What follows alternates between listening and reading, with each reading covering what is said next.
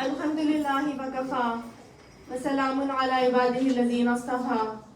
Amma ba'd, fa'udhu billahi minash shaitanir rajim. Bismillahir rahmanir rahim.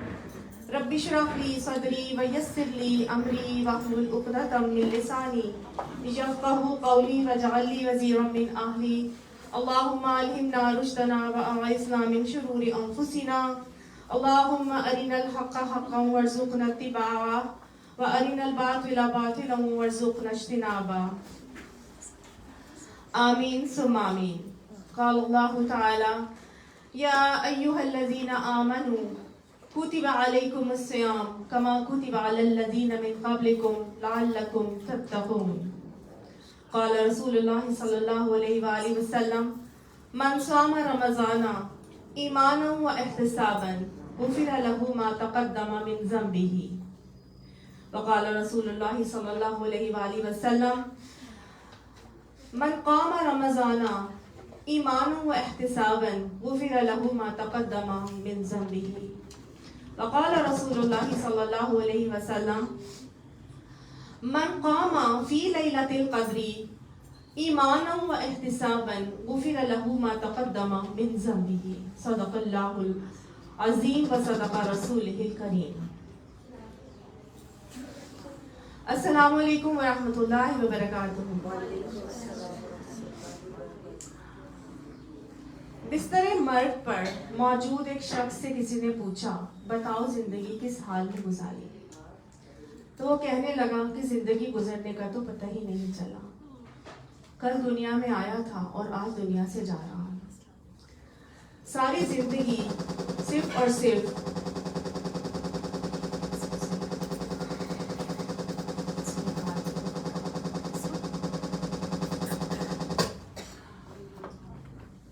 ساری زندگی صرف اور صرف اسی چیز میں لگی رہی کہ کما لوں، بچا لوں، بنا لوں، دکھا لوں. الہاکم التکاثر حتی زرتم المقابر.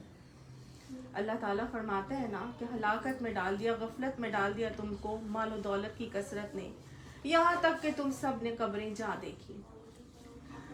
اصل میں اللہ سبحانہ تعالیٰ نے 3 قسم کی مخلوقات بنائی ہیں. ایک مخلوق تو وہ ہے جو نوری مخلوق ہے، اور وہ کون سی مخلوق ہے؟ فرشتے، جو کہ معصوم عن الخطا. فرشتے معصوم عن الخطا ہیں. یفعلون ما یؤمرون، جو اللہ حکم دیتا ہے وہ کرتے ہیں اور اس سے آگے نہیں بڑھتے. ٹھیک ہے. دوسری مخلوق وہ ہے جو ناری مخلوق ہے. وہ کون سی ہے؟ جنات، شیاطین، جو ڈٹ کر گناہ کرتے ہیں اور گناہ کر کے جم جاتے ہیں. یصروا علی ما فعلوا، جو وہ کرتے ہیں اس پر اصرار کرتے ہیں اور ڈٹائی سے ڈٹ جاتے ہیں. اللہ سبحانہ تعالیٰ نے یہ جو ناری مخلوق بنائی، تو اس ناری مخلوق شیطان کو جب راندہ درگاہ کیا تو اللہ تعالیٰ سے اس نے کچھ طاقتیں مانگی تھی.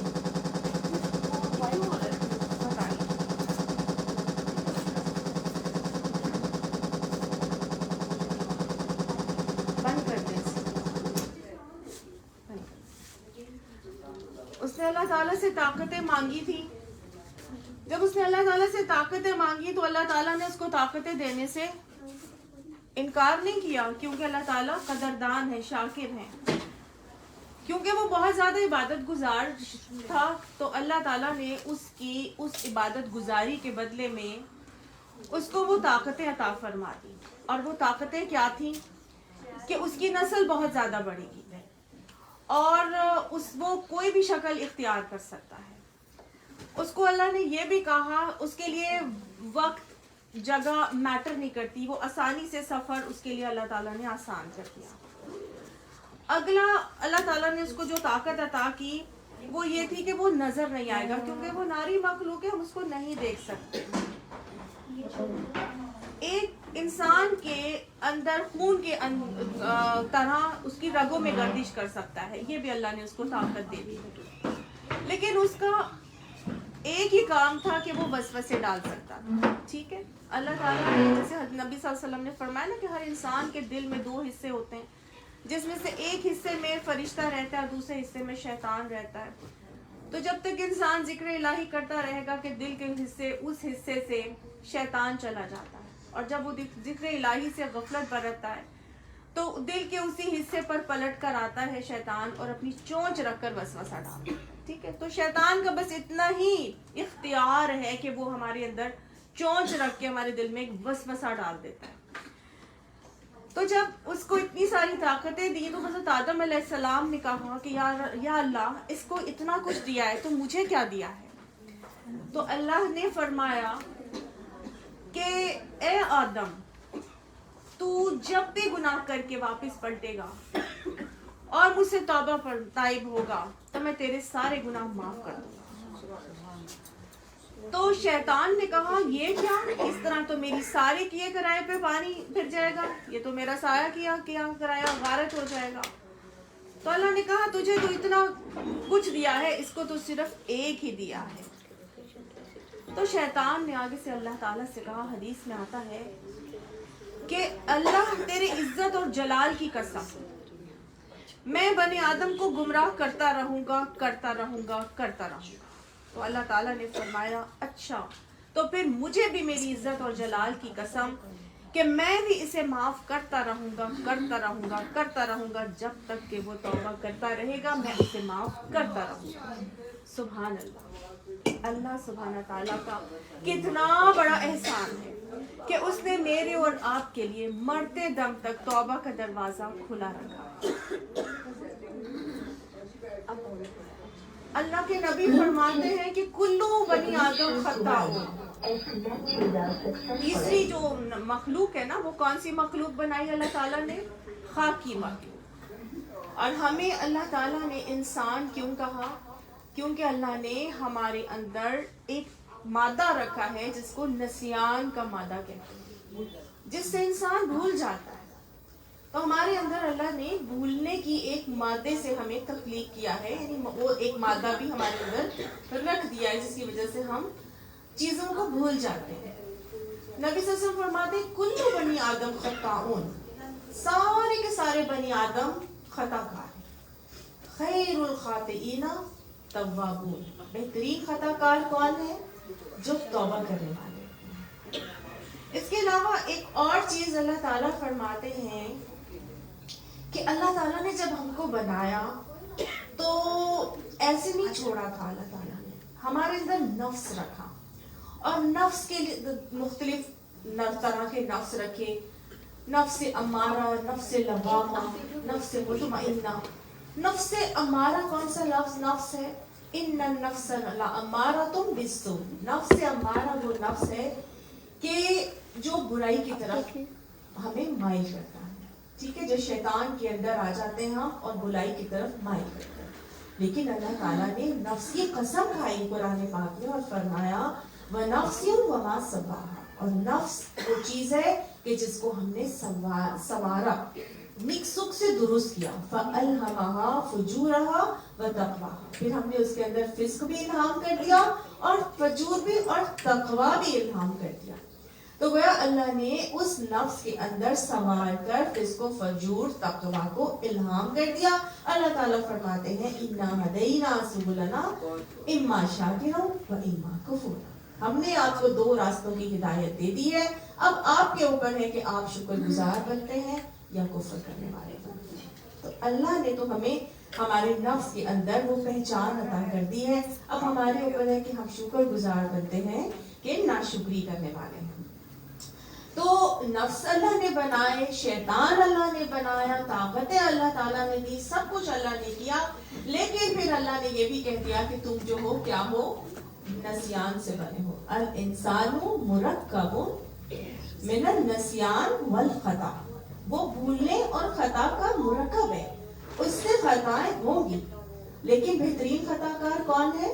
جو توبہ کرتا ہے اور پلٹ کے آ جاتا ہے, اصرار نہیں کرتے, یعنی دانستہ ڈٹائی سے جمی نہیں رہتے, بلکہ کیا ہے ان کو معلوم ہوتا ہے کہ ان سے غلطی ہو گئی ہے تو وہ توبہ طائب ہو کر اللہ کی طرف پلٹ جاتے ہیں. اللہ ہمیں انہی فرمایا ہے کہ جس نے ایمان اور احتساب یعنی ثواب کی نیت سے روزے رکھے یا قیام کیا رمضان المبارک میں یا لیلۃ القدر میں قیام کیا ثواب اور ایمان کی نیت سے، تو کیا ہوگا؟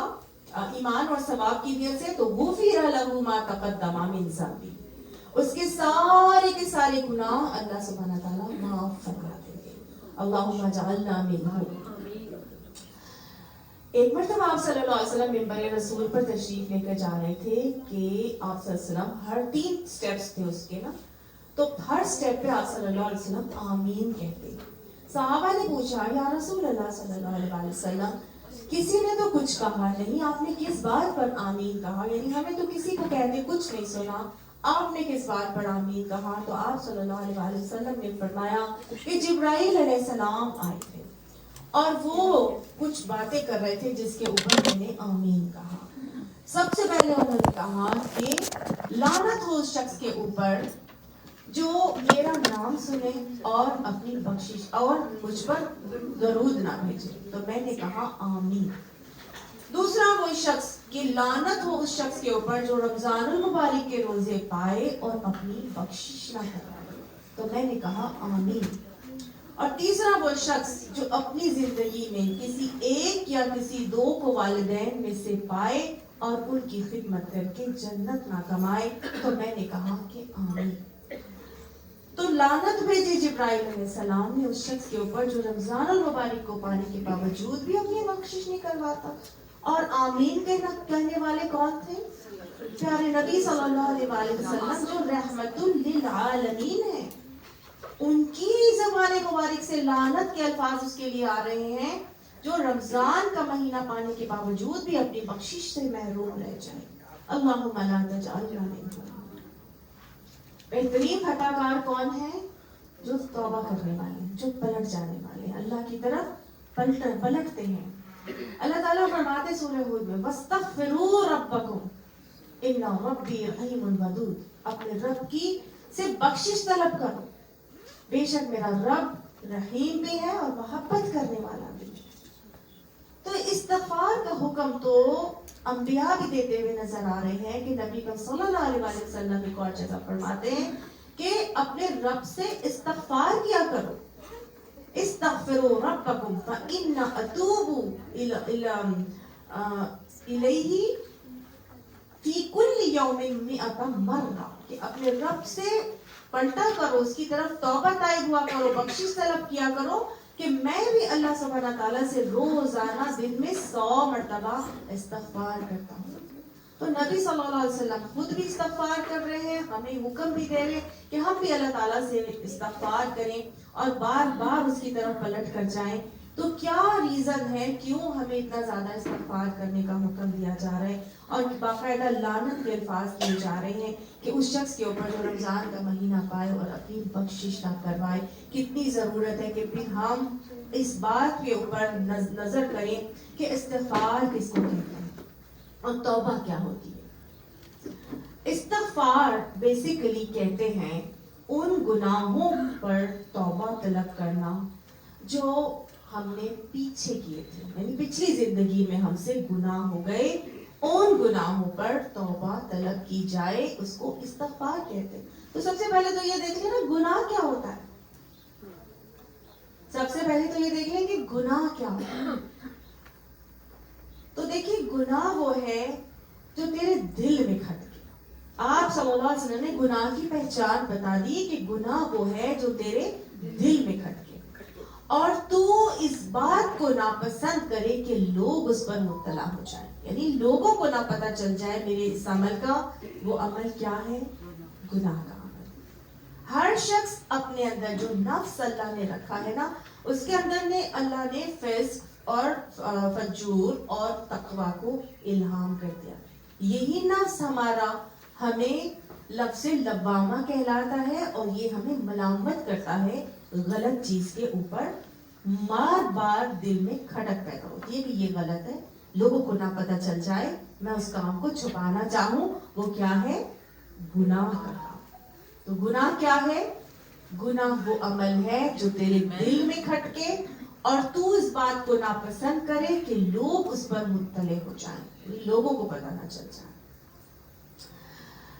تو دل میں کھٹک تو آج ہماری ہوتی ہی نہیں. اتنے ہم گناہوں کی دلدل میں پھنس چکے ہیں کہ ہم تو وہی گناہ کرتے چلے جاتے ہیں اور ہمیں معلوم ہی نہیں ہوتا کہ ہم گناہ کر رہے ہیں. غیبت کی عادت اتنی بڑی ہے کہ غیبت کر جاتے ہیں اور ہمیں پتہ ہی نہیں چلتا کہ ہم نے غیبت کی تھی.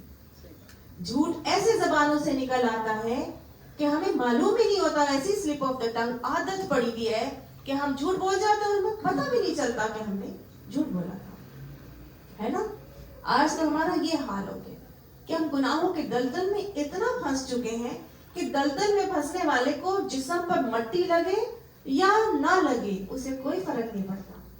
وہ عادی ہوتا ہے کہ اس کو پتا ہے کہ میرے جسم میں مٹی لگی تو کیا ہو گیا، پھر کیا ہو گیا. وہ ایسا اس کا ایٹیٹیوڈ ہو جاتا ہے. لیکن جو صاف ستھرا رہنے والا ہوتا ہے وہ ذرا سا بھی اس کے پیر میں کہیں بھی کیچڑ یا اس کو مٹی لگتی ہے تو فوراً اس کو دھونے کی کوشش کرتا ہے نا؟ کیوں؟ کیونکہ اس کو صاف ستھرا رہنے کی عادت ہوتی ہے. تو اس صاف ستھرا رہنے کی عادت کو اپنے اندر لانا پھر کتنا ضروری ہے. یہ کیسے آئے گا؟ اس عادت کو لانے کے لیے اللہ سبحانہ تعالیٰ اتنا رحیم اتنا کریم ہے کہ وہ ہر سال ہمارے لیے ایک رمضان المبارک کا مہینہ لے کر آ جاتا ہے. ابھی بھی پلٹ آؤ، ابھی بھی جڑ جاؤ، قرآن سے جڑ جاؤ. یہی تمہیں سیدھے راستے کی طرف لائے گا. یہی صراط مستقیم کا راستہ ہے. اس کو تھام لو، اس کو پکڑ لو. اللہ تعالیٰ فرماتے ہیں شہر رمضان الذی انزل فیہ القرآن. رمضان کا مہینہ وہ مہینہ ہے جس کے اندر قرآن کو نازل کیا گیا. ہدی للناس وبینات من القرآن وبینات من الہدی والفرقان. یہ کیا ہے؟ لوگوں کے لیے ہدایت ہے اور اس میں روشن نشانیاں ہیں. حق باطل، جائز ناجائز، حلال حرام، نیکی گناہ، تمام چیزوں کو پرکھنے کا پیمانہ کسوٹی یہ اللہ تعالیٰ نے قرآن کی صورت میں ہمیں نازل کر دیا. کب نازل کیا قرآن؟ رمضان کے مہینے. تو دیکھیں ہر چیز اتنی کنیکٹڈ ہے، اتنی انٹرلنکڈ ہے. رمضان المبارک کا مہینہ جس کو شہر التوبہ بھی کہتے ہیں، شہر العظیم بھی کہتے ہیں، شہر المبارکہ بھی کہتے ہیں، شہر المواسات بھی کہتے ہیں. یہ وہ مہینہ ہے جس کو شہر الرمضان کہہ کے اللہ تعالیٰ نے قرآن پاک میں مخاطب کیا. سارے سال کے مہینوں کے نام لوگوں نے رکھے لیکن رمضان کے مہینے کا نام اللہ نے خود رکھا. کیوں؟ کیونکہ رمضان کا مطلب ہے کچھ. رمضان کہتے ہیں جو خریف کی فصل سے پہلے جو بارش برستی ہے نا، اس کو وہ بارش جب برستی ہے تو ساری ماحولیاتی آلودگی کو بٹھا دیتی ہے. ٹھیک ہے؟ تو رمضان بیسیکلی کہتے ہیں جلنے اور جلانے کو.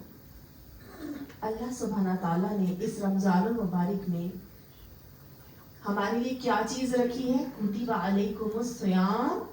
تمہارے لیے اس میں روزے فرض کر دیے گئے. کما کتب علی الذین من قبلکم، اسی طرح فرض کیے ہیں جس طرح تم سے پہلی امتوں کے اوپر فرض کیے گئے تھے.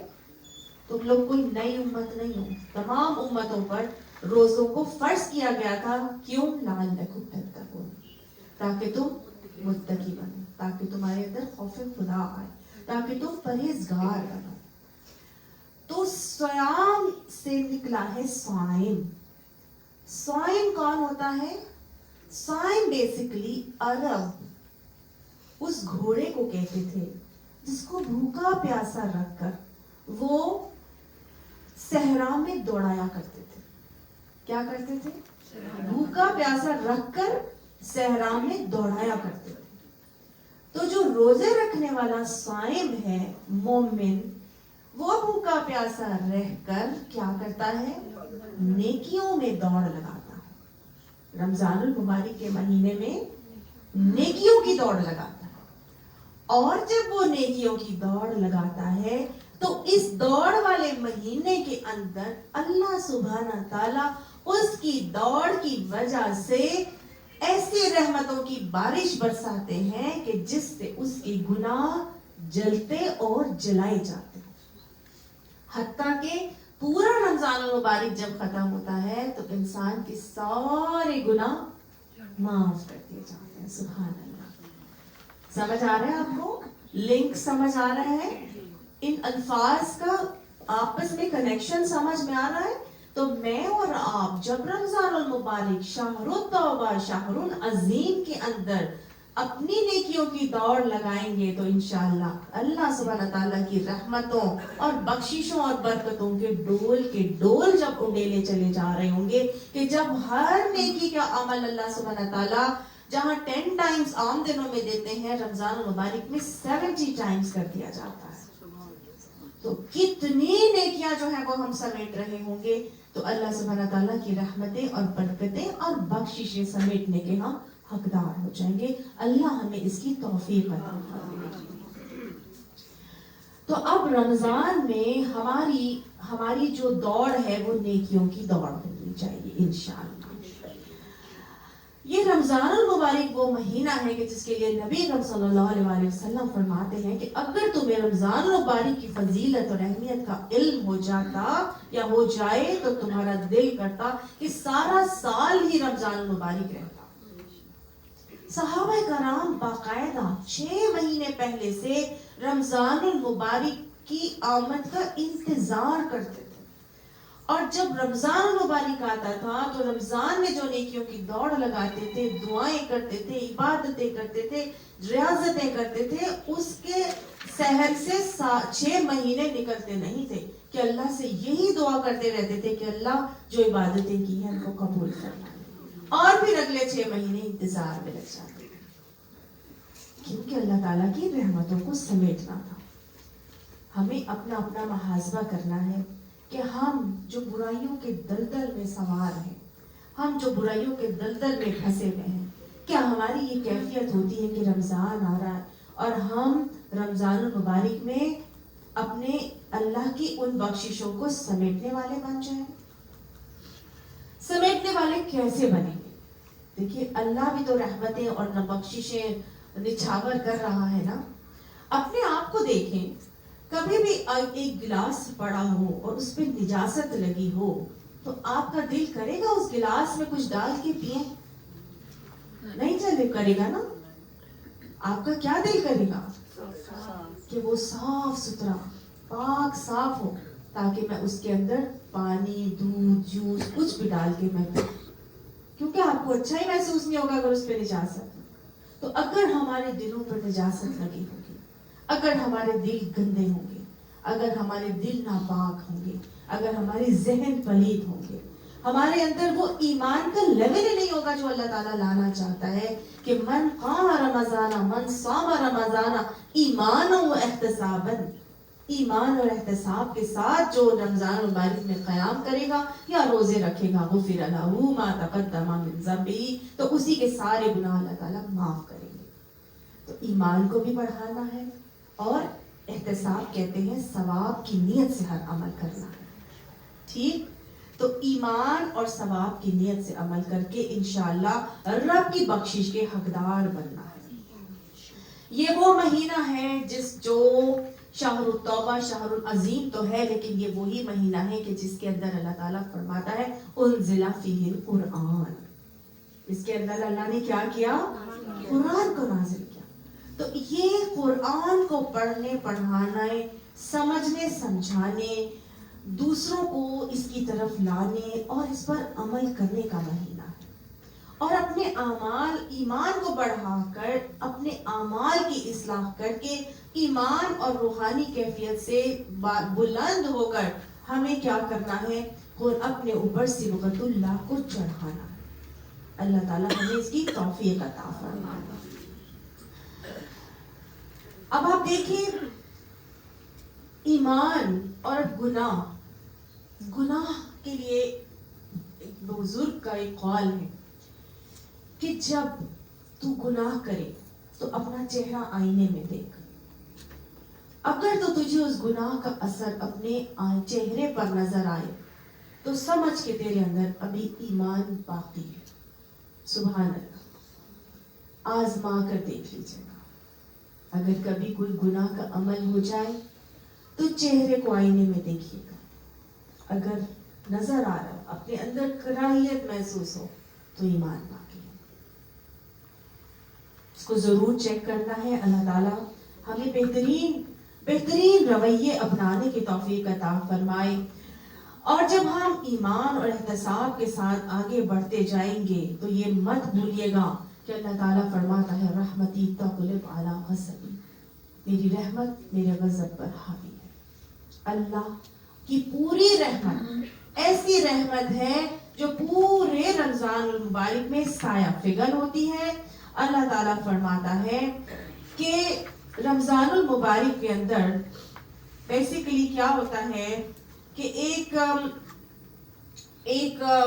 اللہ کے نبی نے بلکہ خود فرمایا کہ لوگوں تم پر ایک ایسا مہینہ سایہ فگن ہونے والا ہے کہ جس میں اللہ سبحانہ تعالیٰ لوگوں کو اپنی رحمت سے ڈھانپ لیتے ہیں۔ مجھے اتنی خوبصورت لگتی ہے یہ حدیث۔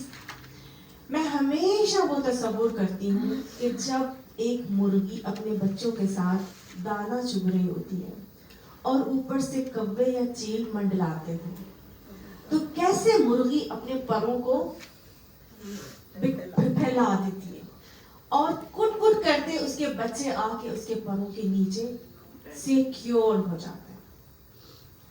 آپ صلی اللہ علیہ وسلم نے فرمایا کہ لوگوں تم پر ایک ایسا مہینہ سایہ فگن ہونے والا ہے کہ اللہ سبحانہ تعالیٰ اس پہ لوگوں کو اپنی رحمت سے ڈھانپ لیتے ہیں، اور لوگوں کو ڈھانپنے کے بعد پھر اللہ سبحانہ تعالیٰ کیا کرتے ہیں،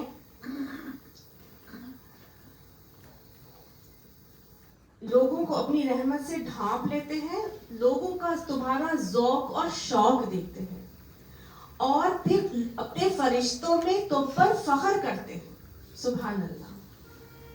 تو پھر تم بھی کیا کرو، اپنے رب کو بھلائی ہی دکھاؤ۔ اللہ نے میرا اور آپ کا ذوق اور شوق دیکھنا ہے اور ہم نے اللہ کو اپنے بہترین عمل سے بھلائی ہی دکھانی ہے۔ تو اب ذوق اور شوق تو اللہ نے میرا اور آپ کا دیکھنا ہے اور مجھے آگے آگے بڑھنا ہے۔ یہ نہیں سوچنا کہ کیا فرق پڑتا ہے، چھوٹی سی تو برائی ہے، کر لوں گی تو کیا ہوا، معافی مانگ لوں گی کچھ نہیں ہوتا۔ نہیں، یاد رکھیے گا مومن اور فاسق کے اندر فرق ہوتا ہے۔ کافر اور فاجر بالکل اپوزٹ رویے والے ہوتے ہیں۔ نبی صلی اللہ علیہ وسلم نے فرمایا تھا کہ مومن کی مثال ایسی ہوتی ہے کہ جب اس سے کوئی گناہ سرزد ہوتا ہے تو وہ ایسا محسوس کرتا ہے جیسے وہ پہاڑ کے نیچے بیٹھا ہے اور ابھی پہاڑ اس کے اوپر گر جائے گا۔ لیکن فاسق اور فاجر کی مثال ایسی ہوتی ہے کہ وہ گناہ کرنے کے بعد ایسا سمجھتا ہے کہ جیسے مکھی ناک پر بیٹھی ہے اور وہ ابھی اڑائے گا، وہ اڑ جائے گی۔ تو اپنا محاسبہ کر کے چلنا ہے کہ میں مومن کی طرف معاملات کر رہی ہوں یا فاسق اور فاجر کی طرح کر رہی ہوں۔ اللہ تعالیٰ فرماتے ہیں اے اولاد آدم، تو نے مجھ سے دعا ہی نہ کی، تو نے مجھ سے امید ہی نہ کی۔ اگر تو اپنے اتنے گناہ لے کر آتا کہ سارے کے سارے گناہ لے کر آ جاتا اور مجھ سے معافی طلب کرتا تو میں تجھے معاف کر دیتا اور مجھے کوئی فرق نہ پڑتا۔ اور اے ابن آدم، تیرے گناہ آسمان کی چھت تک بھی پہنچ جاتے تو پھر بھی تو مجھ سے توبہ کر لیتا تو میں تیرے سارے گناہ بخش دیتا۔ اے آدم کے بیٹے، اگر تو زمین بھر کر بھی میرے پاس گناہ لے کر آتا تو میں تیرے سارے گناہ بخش دیتا، اگر تو بخشش طلب کرتا، اگر تو بخشش طلب کرتا۔ آج ہم بخشش نہیں طلب کرتے۔ اللہ تعالیٰ کے نبی نے فرمایا جس کو یہ یقین ہو گیا کہ میں بخشنے پر قادر، میں اس کو بخش دوں گا اور مجھے کوئی فرق نہیں پڑے گا۔ یقین ہونا ضروری ہے کہ اللہ بخشنے پر قادر ہے، وہ ہمارے سارے گناہوں کو معاف کر دے گا۔ اور اللہ کی رحمت اتنی زیادہ وسیع ہے، اتنی زیادہ وسیع ہے کہ التائب من الذنب کمن لا ذنب لہ، پلٹنے والا، اپنے گناہوں سے پلٹنے والا ایسا ہوتا ہے کہ جیسے اس نے کوئی گناہ کیا ہی نہیں ہوتا۔ کیوں؟ کیونکہ اللہ کی رحمت اس کے غضب پر حاوی ہے. جب اللہ نے اپنی رحمت بنائی تھی نا تو 99 حصے اس نے اپنے پاس رکھے تھے. یہ رب رحیم انہی کے لیے ہوگا جو اللہ سے اس کی رحمت کو طلب کریں گے. یاد رکھیے گا اللہ کے نبی کے پاس ایک مرتبہ جبرائیل علیہ السلام آئے اور انہوں نے جہنم کے درجات کا ذکر کیا اور انہوں نے بتایا کہ میں نے آج جہنم کے درجے دیکھے ہیں اور جہنم کے 7 درجے. حضرت جبرائیل علیہ السلام بہت اپسیٹ تھے. تو حضور نے پوچھا کہ کیا وجہ ہے, کیوں آپ کا اتنا چہرہ اترا ہوا ہے, کیوں اپسیٹ ہیں؟ تو انہوں نے بتایا کہ میں نے آج جہنم دیکھی اور جہنم کے 7 درجے دیکھے اور 7 درجوں میں پھر انہوں نے ایک ایک کر کے بتایا جس میں سب سے نچلا جو درجہ 7th درجہ تھا وہ ہاویہ ہے. وہ کون سا ہے؟ جہاں پر منافقین ڈالے جائیں گے. ان المنافقین فی الدرک الاسفل من النار. جہنم کے سب سے نچلے درجے میں جانے والے کون ہیں؟ منافق. اور اللہم لا تجعلنا منہم. اور منافق وہی ہوتے ہیں جو کلمہ پڑھتے ہیں لیکن عمل سے رہ جاتے ہیں. اپنی ایمان کو بہتر بنانا ہے اور نفاق سے بچنا ہے. نفاق جس کے اندر ہوتا ہے نا وہ اعمال میں آگے نہیں بڑھتا. یاد رکھیے گا ایمان وہ پھول ہے بالکل اسی پھول کی طرح کہ جب ایک پھول کھلتا ہے تو خوشبو تو پھیلتی ہے. ایسا نہیں ہو سکتا کہ پھول کھلے اور خوشبو نہ پھیلے. اور سچے ایمان کا جب بیج آتا ہے ہمارے اندر تو ہمارے صالحہ کی خوشبو ضرور اٹھتی ہے. ایسا نہیں ہو سکتا کہ ہمارے اندر ایمان سچا ہو, پکا ہو, پختہ ہو لیکن ہمارے صالحہ کی کھیتی نہ پھوٹ رہی ہو. بند کر دیتے. تو ایمان اچھا ہوگا تو ہمارے صالحہ کی کھیتی ضرور پھوٹے گی. اللہ بہترین ایمان کے ساتھ بہترین عمل کی توفیق نصیب فرمائے. اب ایمان بھی ہے, عمل کے ساتھ معاملات بھی کر رہے ہیں, پھر بھی غلطیاں ہو جاتی ہیں. بے شمار واقعات ہمیں ملتے ہیں. صبیبیہ غامدیہ کا واقعہ پتا ہوگا آپ لوگوں کو. کیا ہوا تھا؟ غلطی سے زنا ہو گیا تھا. آ گئی نبی اکرم صلی اللہ علیہ وسلم کے پاس اور انہوں نے کیا کہا, یا رسول اللہ صلی اللہ علیہ وسلم زنا ہو گیا ہے. آپ صلی اللہ علیہ وسلم نے منہ پھیر لیا. انہوں نے کہا زنا ہو گیا ہے اور اس کا ثبوت یہ ہے کہ میں حمل سے ہوں. اب تو کوئی وجہ ہی نہیں تھی کہ نہ کرتے. احساس ندامت, ایسا احساس ندامت تھا ان کے اندر کہ گناہ ہوا ہے. یا رسول اللہ صلی اللہ علیہ وسلم مستوجب سزا دیجئے, یعنی کہ جو سزا واجب ہے وہ ہمیں دیں, ہم اس دنیا میں سزا سہ کے چلے جائیں کہ آخرت کی سزا سے بچ جائیں. احساس ندامت تھی. جب احساس ندامت ہوتا ہے تو پھر ہی آپ کی توبہ قبول ہو سکتی ہے. توبہ قبول ہونے کے لیے بھی, اللہ کی رحمت کو پانے کے لیے بھی توبہ کی کچھ شرائط ہے. اور احساس ندامت جب ہوا ان کو حضرت صبیبیہ غامدیہ کو تو نبی صلی اللہ علیہ وسلم کے پاس اب حمل کا پروف بھی آ گیا تھا. آپ صلی اللہ علیہ وسلم نے کہا جاؤ پہلے بچے کو جنم. بچہ جن کے فوراً آ گئی, یا رسول اللہ اب تو بچہ ہو گیا ہے, آپ سزا دے دیجیے. کیا سزا تھی؟ رجم, سنسار کر دینا تھا, سٹوننگ ٹو ڈیتھ. لیکن دنیا میں سزا مل جائے, آخرت کی سزا سے بچ جاؤ.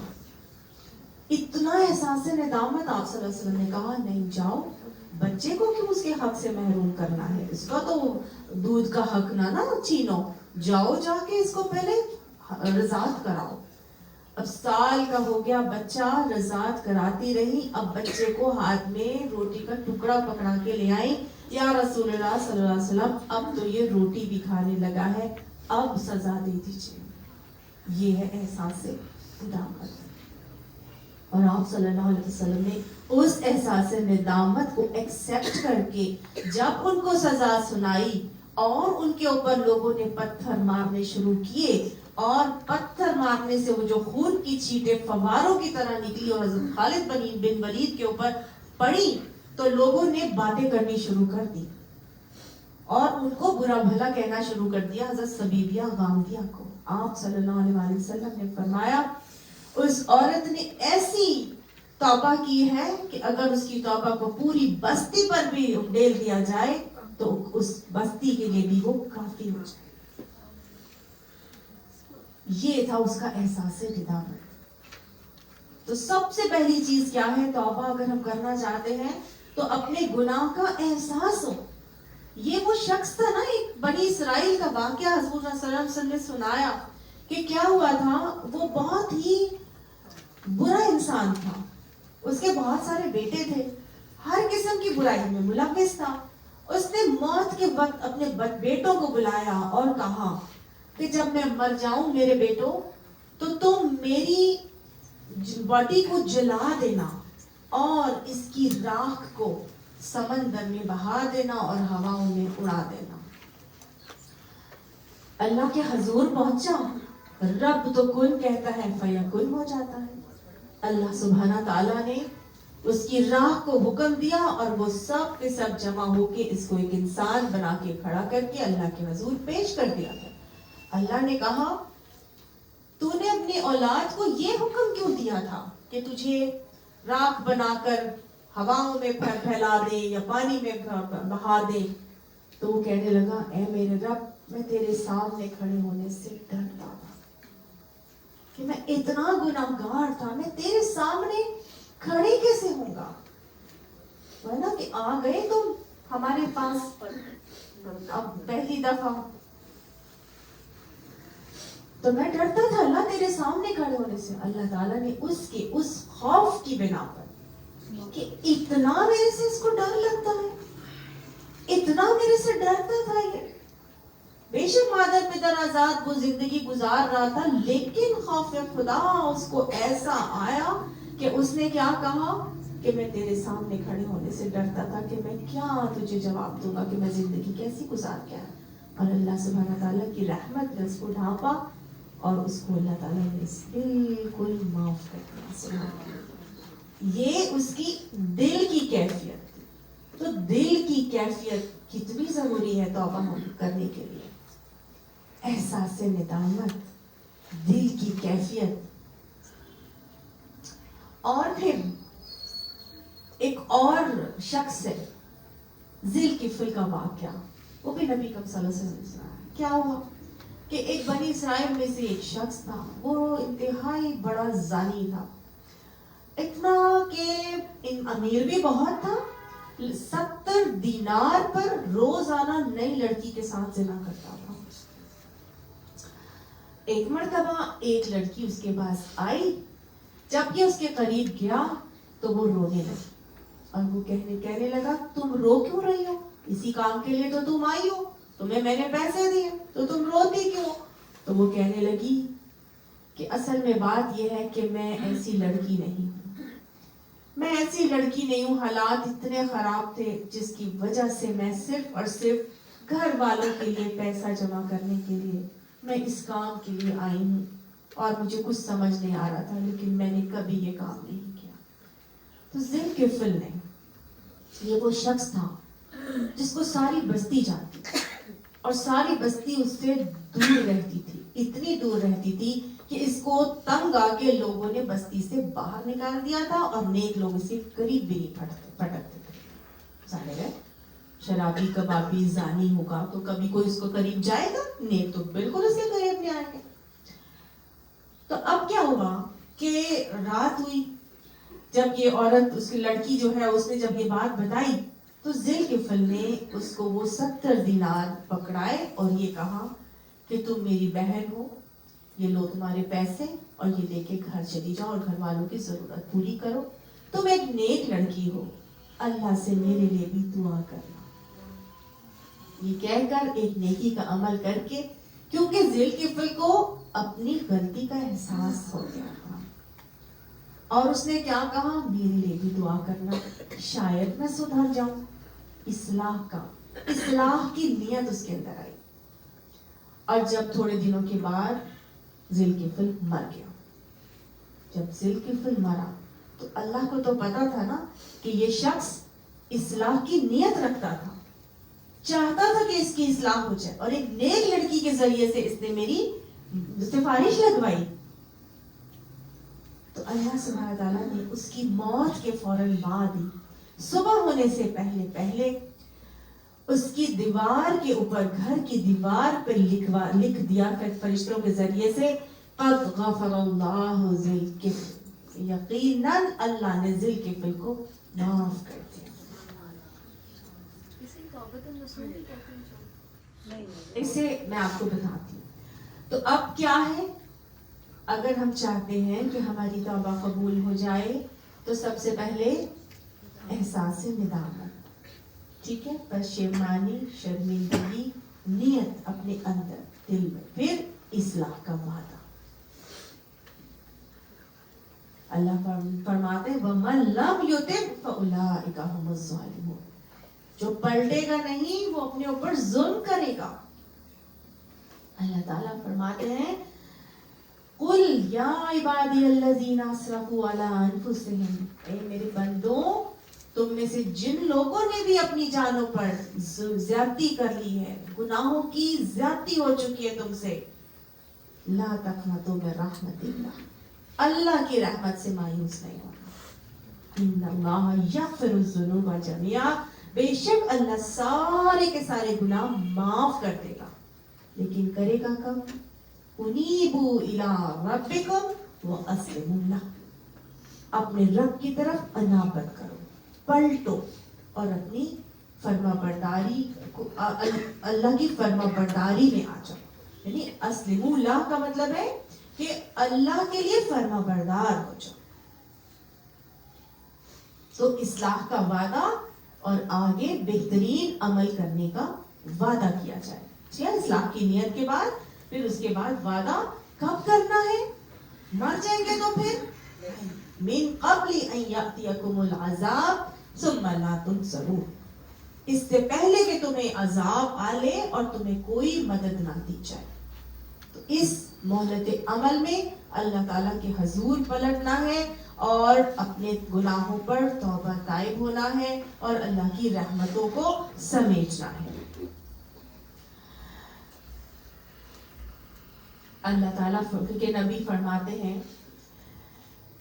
کہ اللہ ہر شام اور ہر صبح کے وقت اپنا ہاتھ پھیلاتے ہیں, بڑھاتے ہیں کہ صبح کا بھولا اگر شام کو واپس آ جائے, یعنی توبہ کر لے, یہاں تک کہ صبح سورج مغرب سے نکل آئے گا. یعنی ڈیلی اللہ صبح بھی توبہ قبول کرتے ہیں اور اللہ شام کو بھی توبہ قبول کرتے ہیں, اور اللہ سبحانہ تعالیٰ ہر سحری کے وقت اور ہر افطاری سے پہلے بھی لوگوں کو رمضان المبارک میں گناہوں سے آزاد کرتے ہیں. سبحان اللہ. اور تہجد کے وقت تو اللہ تعالیٰ خود صدا لگاتے ہیں پہلے آسمان پر آ کے. حدیث بتاتی ہے نا کہ تہجد کے وقت تو اللہ سبحانہ تعالیٰ پہلے آسمان پر آ کے روز صدا لگاتے کہ حل من سائل فأوتی لہ, ہے کوئی مجھ سے سوال, میرا سوالی مجھ سے سوال کرے اور میں اسے دوں, ہے کوئی مجھ سے بخشش مانگے اور میں اسے بخش دوں, اور ہے کوئی مجھ سے حاجت بیان کرے اور میں اس کی حاجت کو پورا کر دوں. اور رمضان المبارک میں تو ہم سب ہی تہجد کے وقت اٹھے ہوتے ہیں, سحری کے اوقات میں, سحری کی گھڑیوں میں, جب اللہ تعالیٰ خود آسمان دنیا پر آواز لگا رہے ہیں, صدا لگا رہے ہیں, تو ہم کتنے محروم ہو جائیں گے اگر ہم اس وقت ان تہجد کی گھڑیوں میں اللہ سبحانہ تعالیٰ کی بخششوں کو اپنے لیے لکھوانے والے نہ بنیں گے. تو خاص طور سے رمضان المبارک میں یہ تمام کیفیات کو رکھتے ہوئے اللہ سبحانہ تعالیٰ سے اپنے گناہوں پر استغفار کرتے ہیں. عام دنوں میں تو اللہ کرتے ہی کرتے ہیں, لیکن خاص طور سے جب رب کی رحمتوں کے ڈول برسائے جا رہے ہوتے ہیں, بخششیں انڈیلی جا رہی ہوتی ہیں, رحمتیں چھڑاپی بھی ہوتی ہیں ہمیں, تو پھر تو اور زیادہ ہمارے لیے یہ کام لینا آسان ہو جاتا ہے, یہ بات سمیٹنا آسان ہو جاتا ہے. समझ आ गई ना? तो फिर हम देखिए अल्लाह सुब्हान ताला तो आवाज लगा रहे हैं कि आओ मांगो, बख्शिश तलब करो, मैं तुम्हें बख्श दूं। जो रब माफी मांगने पर माफ करने के लिए तैयार बैठा हो, हम उससे माफी मांगने के लिए तैयार ना हो, है कि नहीं? और यकीन मानिए अल्लाह सुब्हान ताला तो 70 माओं से ज्यादा प्यार करने वाला है। एक माँ और बच्चे का मामला देखें क्या होता है। एक बच्चा है, बहुत ही माँ से नाराज होकर लड़ भड़ के चला जाता है।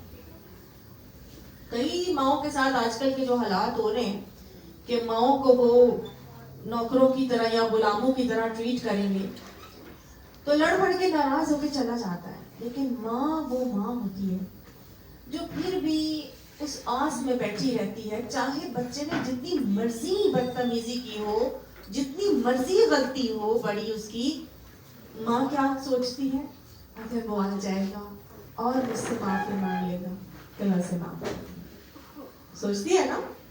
अगर वो एक दफा भी आ जाए और आके मुझे अम्मी कह के प्यार से ही बात कर लेगा तो मैं उसे माफ कर दूंगी। और अगर बच्चा आ जाए तो माँ क्या करती है, उसकी बलाई लेती है। फिर वो एक्सपेक्ट ही नहीं करती कि वो मुझे कुछ बोले ना बोले, वो बल्कि बलाएं लेती है और उसकी मजीद पसंद की चीजें करना शुरू हो जाती है। हाँ तुम इतने दिन के बाद आओगी, आए हो, मैं कुछ खिलाऊं तुम्हें, मैं तुम्हारे लिए कुछ ये बनाऊं, मैं तुम्हें ये अच्छी लगती है, चलो मैं तुम्हें ये कर दूं, कोई चीज निकाल के उसको देगी। उस माँ की कैफियत को देखे जिसका बच्चा उसके पास इतने अरसे के बाद पलट के आया। तो अल्लाह सुब्हान ताला के पास जब उसका भूला हुआ बंदा जब अल्लाह के पास जाता है तो अल्लाह को कितनी खुशी होती है।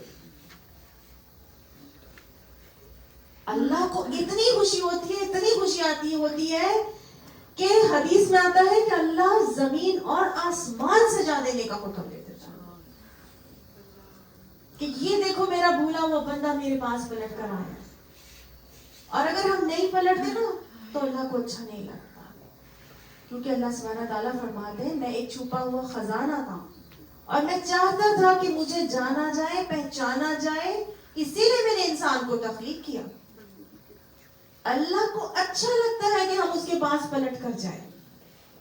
और जब हम पलट कर जाते हैं तो अल्लाह को क्या महसूस होगा, जैसे माँ को महसूस होता है, हाँ ये मुझे अपनी माँ समझता है। इसी तरह जब हम अल्लाह के पास पलट कर जाते हैं तो अल्लाह को ये एहसास दिलाते हैं कि अल्लाह तू ही हमारा रब है, तू ही हर चीज पर कादिर है। मामा तौफीक इल्ला बिल्लाह, मैं कुछ नहीं हूँ, जो भी है तू ही। आज मैं जितनी भी बड़ी बनी हुई थी, जितनी भी फन्ने खान थी, जितना भी मैंने मामलात किए, खराब किए, जैसे भी किए, अल्लाह तेरी तौफीक के बगैर नहीं कर सकती। अल्लाह हमें ऐसा बना दे कि हम तुझे पसंद आ जाए। तो क्या करना है, अल्लाह की तरफ पलटना है और उसको एहसास दिलाना है कि वो ही हमारा रब है। तो फिर देखिए अल्लाह की रहमत कैसे हमारे ऊपर आती है। अल्लाह के नबी फरमाते हैं कि वो बंदा सबसे बड़ा बेवकूफ है जो नेकी ना करे और बुराई ना छोड़े और रब से उम्मीदें ही बांध ले, यहाँ तक कि गुनाह पर कमर बांध कर रखे हत्ता कि उसको मौत आ जाए। यानी अल्लाह से ऐसी उम्मीदें बांध ले कि अल्लाह तो गफूर रहीम है, अल्लाह तो गफूर रहीम है, कोई फर्क नहीं पड़ता। कभी किसी माँ ने भी बच्चे को जहन्नुम ये आग में फेंका तो अल्लाह हमें कैसे फेंकेगा। तो वो सब अगर ये नियत आती है तो नबी ने फरमा दिया कि वो शख्स सबसे बड़ा बेवकूफ है जो नेकी नहीं करे और बुराई ना छोड़े। यानी ना तुम बुराई छोड़ते हो, ना तुम नेकी करते हो, सिर्फ रब से उम्मीदें बांध करते रखते हो और गुनाह पर कमर बांध के रखते हो, तो फिर तुम सबसे बड़े बेवकूफ हो।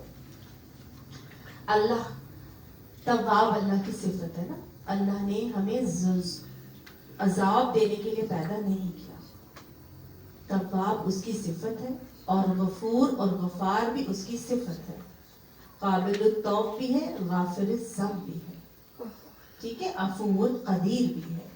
तो रब की सिफात का वास्ता देके उसकी सिफाती नामों के साथ जब उसकी रहमत को हम जोड़ेंगे तो इंशाअल्लाह अल्लाह की रहमत जरूर ہماری شامل حال ہوگی. اب جب اصلاح کی نیت کرتے ہیں تو قرآن ہمیں بتاتا ہے، سورہ فرقان میں آتا ہے الا من تاب وآمن وعمل صالحا فاولئک یبدل اللہ سیئاتہم الحسنات. مگر جو توبہ تائب ہو گیا، جو پلٹ گیا، ایمان لا کے اپنے اعمال کی اصلاح کر لی، تو پھر نیکی کے عمل اگر وہ کرنا شروع ہو جائے گا تو اللہ سبحانہ تعالیٰ کی رحمت ایسی ہے کہ ان لوگوں کے لیے اللہ سبحانہ تعالیٰ یبدل اللہ سیئاتہم الحسنات، اللہ ان کی برائیوں کو بھی نیکیوں سے بدل دے. سبحان اللہ. یہ ہے رحمت، یہ ہے رب کی رحمت کہ اگر اللہ بھی دیکھتا ہے کہ بھئی اب یہ بندہ پلٹ کے واپس غلط کاموں میں تو نہیں لگ گیا، اگر اصلاح کا نیت کر کے اعمال کی اصلاح کر لی تو پھر اللہ کیا کرتا ہے؟ برائیوں کو بھی نیکیوں سے بدل دیتا ہے.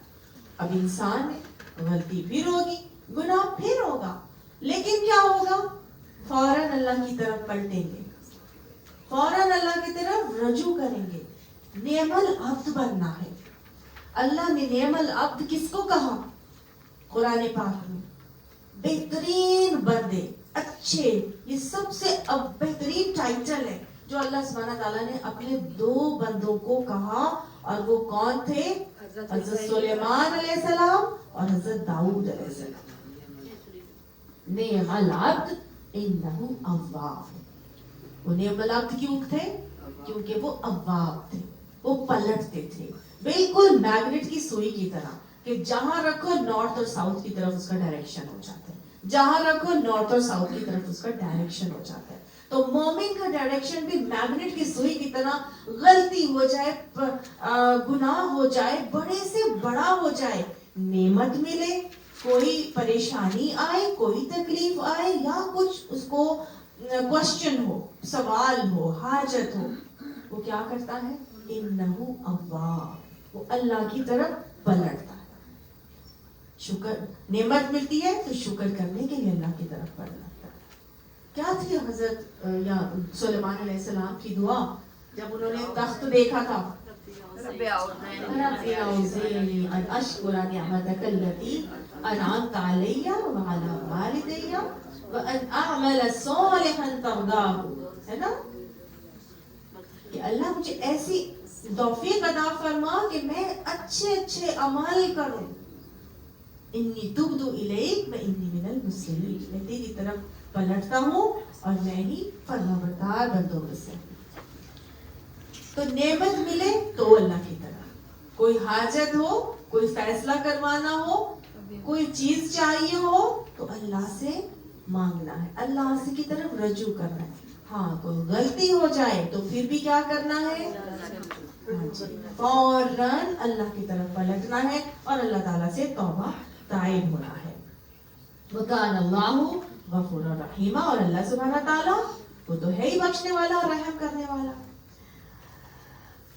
اچھا، اب شیطان جو ہے نا وہ ہمارے اندر وسوسے ڈالتا ہے اور ہمیں کہتا ہے کیا اب اس طرح سے کریں گے، اب ساری عمر تو ایسے گزار لی ہے، چھوڑو کوئی بات نہیں، اللہ غفور الرحیم ہے، اللہ بخش دے گا. اب اتنی عمر میں جا کے اب اگر تم برقع پہنو گی تو لوگ کیا کہیں گے؟ 900 چوہے کھا کے بلی حج کو چلی، ساری عمر تو سب کچھ کر لیا، سارے جلوے تو دکھا دیے، سب کچھ تو کر لیا، اور اب جا کے اس بڑھاپے میں جا کے یہ پردے اوڑھ کے بیٹھ گئی ہے. شیطان یہی دماغ میں ڈالتا ہے ہماری باتیں، اور اسی کی وجہ سے ہم قرآن کے بڑے بڑے احکامات پر عمل کرنے سے رک جاتے ہیں. صرف اسی وجہ سے رک جاتے ہیں کہ ہم شیطان کے بہکاووں میں آ جاتے ہیں، ہم اللہ کو شیطان کے کاسٹ پر ناراض کر دیتے ہیں. تو یاد رکھیے گا، اللہ کو اگر ہم ناراض کریں گے اور دوسروں کو راضی کریں گے تو اللہ سبحانہ تعالیٰ جن کو ہم راضی کرنا چاہتے ہیں اللہ ان کو ہم سے راضی ہی نہیں ہونے دے گا، ان کو ہم سے ناراض ہی رکھے گا. اور آج ہم دیکھیں ہر کوئی دوسرے سے ناراض ہے. ہر گھر ہر خاندان میں ناراضگیاں چل رہی ہیں. کبھی بہنوں کی ناراضگی ہے, بھائی کی ناراضگی ہے, بھابھی کی ناراضگی ہے, ماں بچوں کی ناراضگی ہے, والدین کے ساتھ ناراضگیاں. اور ہے کہ نہیں ناراضگی؟ کیوں؟ کیونکہ ہم اللہ کو ناراض کر کے ان کو راضی کرنے کی فکر میں. یہ تو ہمارا ایمان ہے.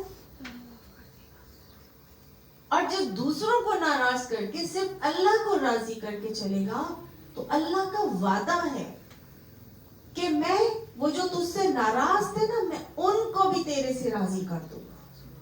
اور ہم نے دیکھا کہ اگر کوئی ناراض ہو رہا تھا اسلام کے اوپر عمل کرنے کی وجہ سے تو تھوڑا ٹائم ناراضگی کا رہا, لیکن جب اسلام کو فالو کرنے والی بندی یا بندہ پراپر طریقے سے فالو کرنے والے بن گئے تو وہ خود بخود پلٹ کے اس کے ہو گئے. یہ اللہ کا وعدہ. لہٰذا قرآن جب ہم پڑھتے جائیں گے انشاءاللہ رمضان المبارک میں تو کچھ احکامات مشکل آئیں گے. ٹھیک ہے, قرآن کو پڑھنا, پڑھانا, سمجھنا, سمجھانا دورہ قرآن میں انشاءاللہ ہم سب یہاں پر مل کے بیٹھ کے جب پڑھیں گے تو بہت ڈیٹیل سے انشاءاللہ گو تھرو کریں گے. بار بار قرآن پاک پڑھنے کے باوجود اپنا محاسبہ کرنے ہمارے اندر چینج کیوں نہیں آ رہا, تبدیلی کیوں نہیں آ رہی. وہ یاد کر لیجیے وہ کعب بن مالک کا واقعہ بھی سورہ توبہ کے اندر کیا ہوا تھا, اور وہ جو کچھ لوگ تھے جنہوں نے مسجد نبوی کے ستونوں سے اپنے آپ کو باندھ لیا تھا جنگ تبوک کے موقع, کیا ہوا تھا, کیا تھا ان کے اندر.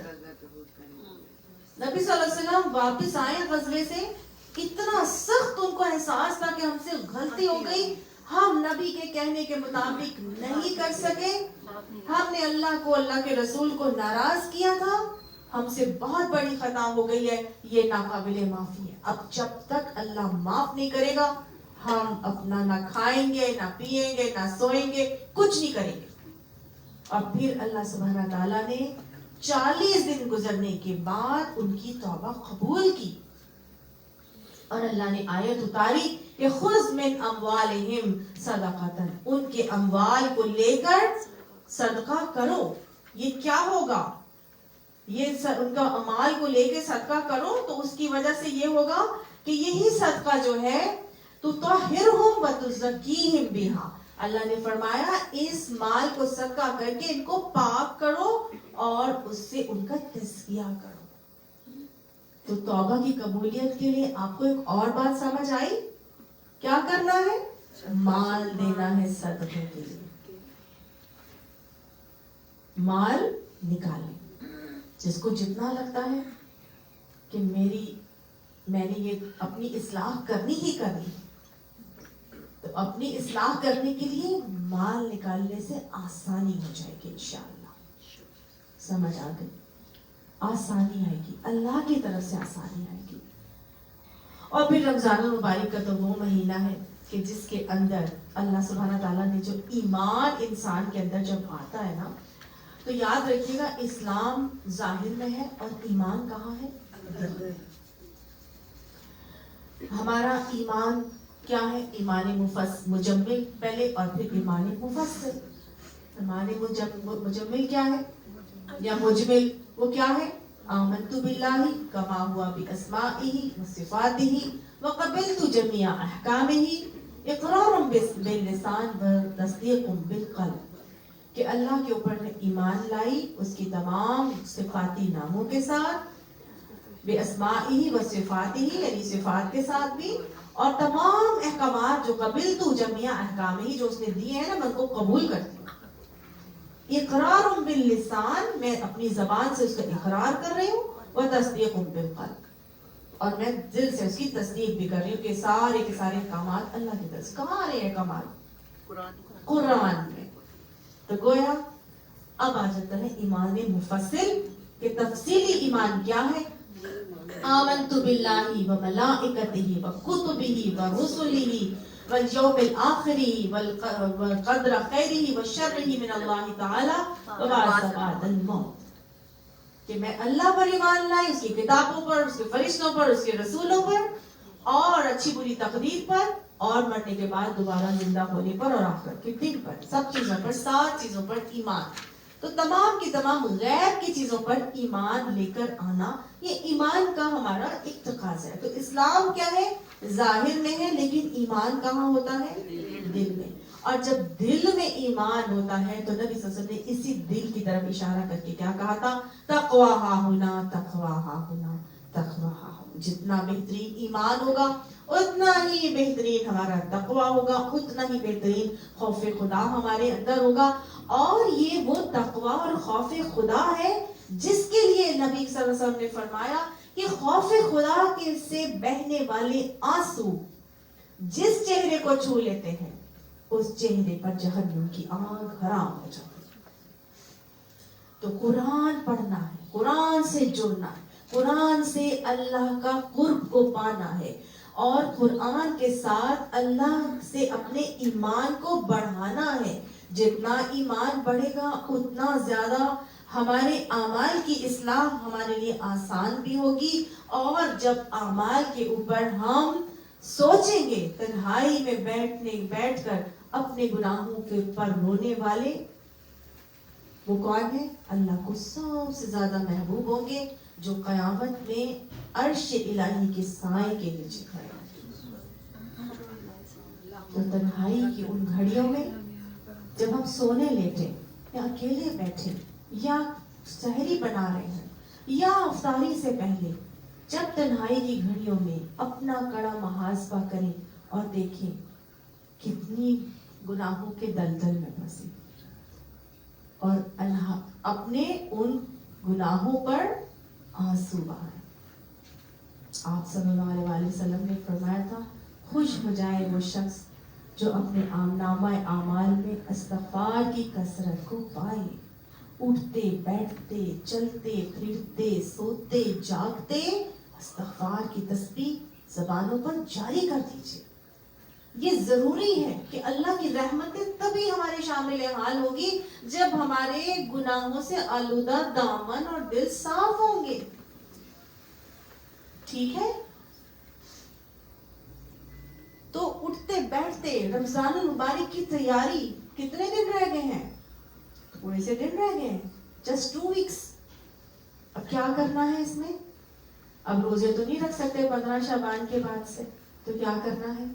استغفار کو جاری کر لیجیے اٹھتے بیٹھتے، تاکہ جب ہم رمضان مبارک میں داخل ہوں تو انشاءاللہ بخشے بخشائے دھلے دھلائے داخل ہوں تو رب کی رحمت و برکتوں کو اچھی طرح سے سمیٹنے والے بن جائیں اور ہماری بہترین اصلاح کے عمل شروع ہو جائے. کیونکہ ہم سب کیا ہیں؟ گناہوں کے دلدل میں پھنسے ہیں. تو غیب پر ایمان کامل فلاح کی نشانی ہے. اب یہ غیب پر ایمان ہمارا کیسا ہوگا؟ بالکل ایسے کہ جیسے آپ لوگوں نے نیمو دیکھی بھی، جو مووی ہے مچھلی والی، ایک مووی ہے فش کی نیمو. تو اس میں کیا ہوتا ہے؟ فائنڈنگ نیمو. ہاں، فائنڈنگ نیمو. تو اس میں ہوتا یہ ہے کہ ایک نیمو مچھلی ہوتی ہے، اس کو نا بڑا شوق ہوتا ہے کہ میں کسی ایک ایسے ایریا میں جاؤں اور یہ سمندر سے باہر کے ایریا کو بھی ایکسپلور تو کروں کہ یہ کیا ہے. تو اس کا جو باپ ہوتا ہے وہ اس کو سمجھاتا ہے کہ ایسے نہیں کرنا، ایسے مت کرنا، وہاں پہ کانٹا لگا ہوگا، اس جگہ چلے جاؤ گے تو وہاں لوگوں نے جال پھیلائے ہوئے ہوتے ہیں، تو تم اس جگہ جاؤ گے نا تو تم کسی کانٹے میں پھنس جاؤ گے اور پھر وہ لوگ لے جائیں گے تمہیں اور وہاں پہ جا کے تمہیں کاٹیں گے، ذبح کر کے پکا کے کھا جائیں گے. تو اگر تو وہ نیمو مان جاتی تو اس کا ہی بھلا تھا، اس کا بھلا ہوتا نا. وہ آرام سے اپنی ٹیریٹری میں رہتی، کھیلتی کودتی ہنستی گاتی پھرتی جو مرضی کرتی، آرام سے کرتی. لیکن اس نے اپنے باپ کی بات نہیں مانی اور وہ اس ٹیریٹری میں چلی گئی. جب وہ اس ٹیریٹری میں چلی گئی تو لوگوں نے وہاں جال پھیلایا ہوا تھا اور وہ اس کو نکال کے اپنی انسانوں کی دنیا میں لے گئے.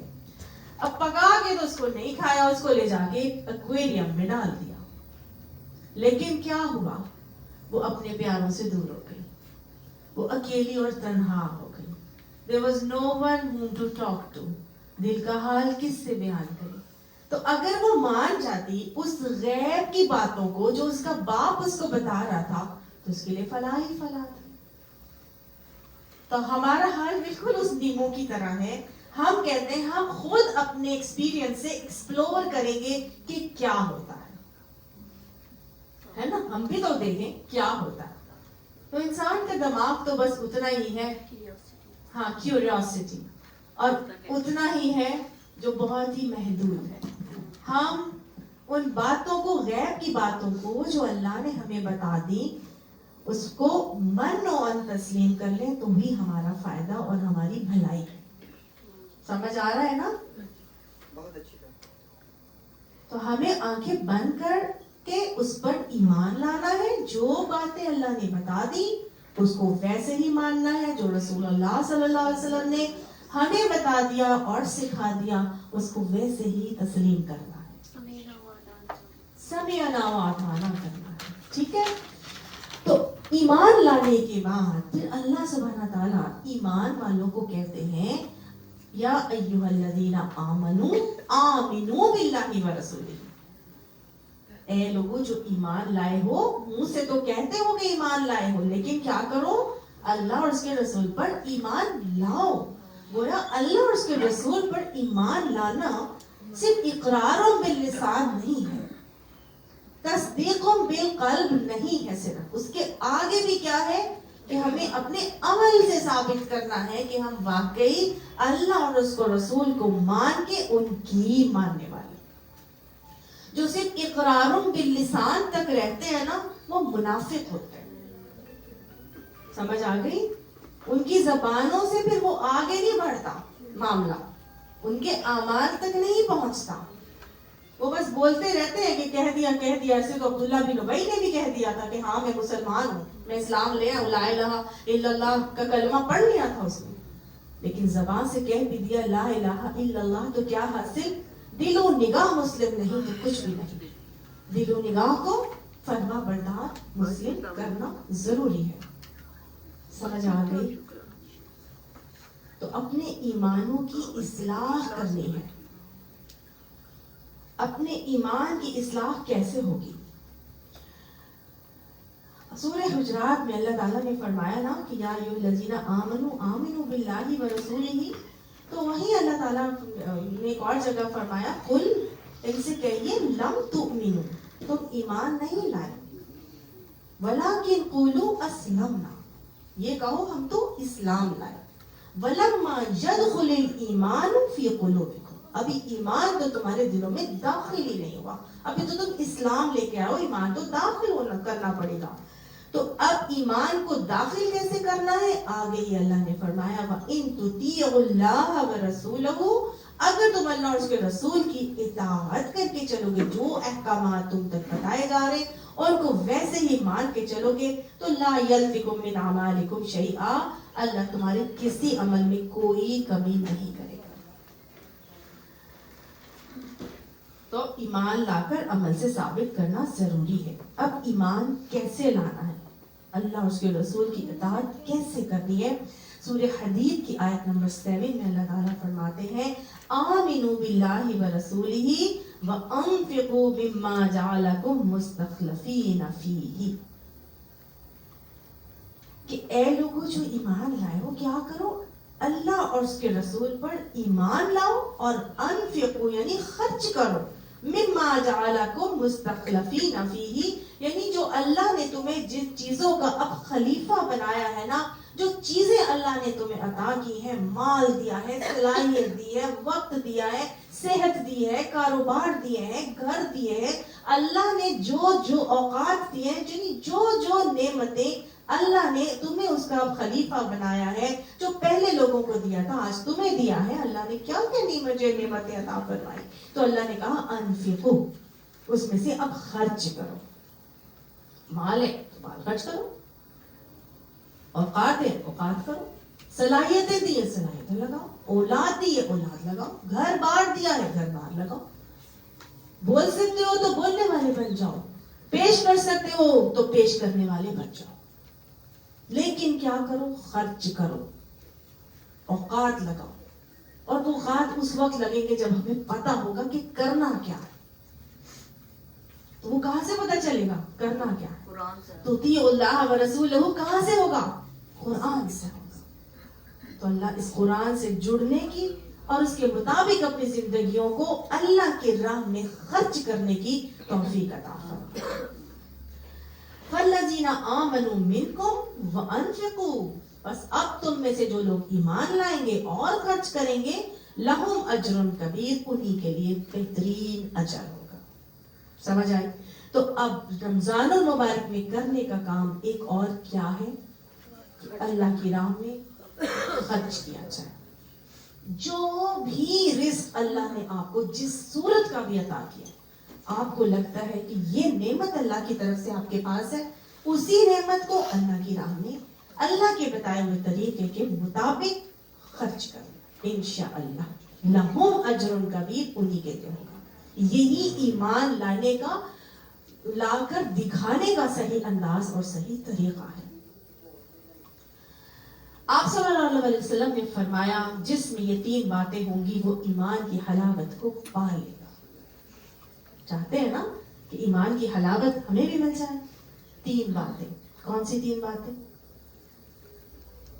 کہ جو یہ کہے گا کہ رضیت باللہ ربا وبالاسلام دینا وبمحمد رسول النبی, کہ میں اس بات پر راضی ہو گئی کہ اللہ ہمارا رب اور اسلام دین ہے اور محمد صلی اللہ علیہ وسلم رسول اور نبی. گویا خوشی سے ایکسپٹ کرنا, یہ نہیں کہنا ہم سے تو کرسچن ہی اچھا ہے, ہم سے تو بدھسٹ ہی اچھے, ہم سے تو ایتھیسٹ ہی اچھے, ہم سے تو فلانے ہی اچھے. اسلام اچھا ہے, مسلمان اچھا نہیں ہے تو ہم اس سے اسلام کو برا نہیں کہہ سکتے.